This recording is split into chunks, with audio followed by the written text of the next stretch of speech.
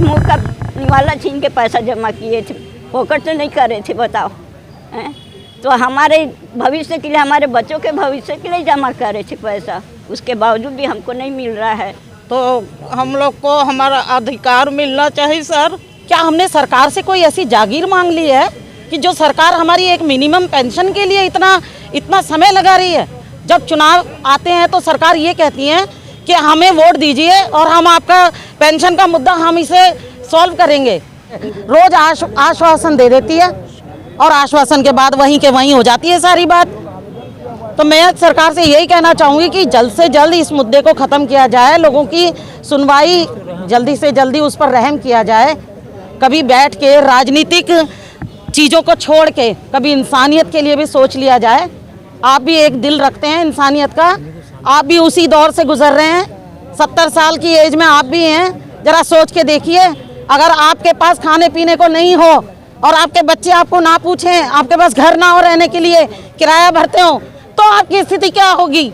आया हूँ यहाँ पर हमारे जो कमांडर अशोक राउत जी हैं, उनके नेतृत्व में हम पेंशनधारियों का एक बड़ा सा प्रदर्शन हम आज कई वर्षों से करते बुल्ढाना में चले आ रहे हैं। उस श्रृंखला को सरकार अनसुनी करती है, उस कार्य को हम इनके साथ, अशोक राउत जी के साथ मिल करके आगे बढ़ाने के लिए जंतर मंतर पर उपस्थिति आए हैं। लेकिन यहाँ भी सरकार का रवैया हम पेंशनरों के साथ में इतना घातक हुआ है कि जो निर्णय देने की इच्छा में नहीं है, ऐसा लगता है कुछ।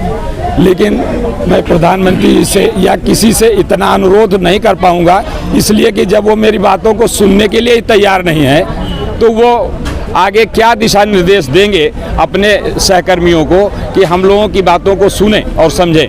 हमारी मांगे 4 हैं, जो 7,500 प्लस DA, हम परिवार को, पति पत्नी को मेडिकल की सुविधा, इस तरीके की सुविधाओं के लिए अगर हमें दर दर भटकना होगा तो इन पेंशनर भाइयों का हम लोगों के साथ जुड़ के रहना, एक एक करके कम हो जाना, ये प्रतिदिन के नियम में आज है।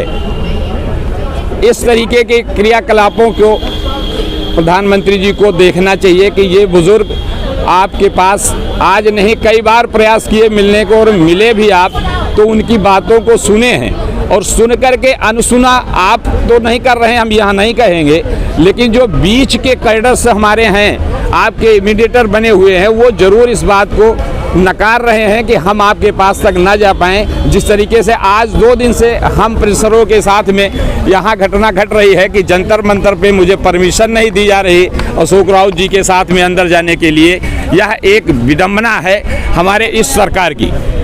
जबकि मैं पिछले सरकारों से इतना ज़्यादा दुखी था कि हमारे इन क्रियाकलापों को वो नहीं देख सक रहे थे, इसलिए एक विकल्प के रूप में हम पेंशनरों ने ये सरकार चुनी और चाहते हैं कि हमारी ये मांगें ये सरकार हमारी पूरी करे।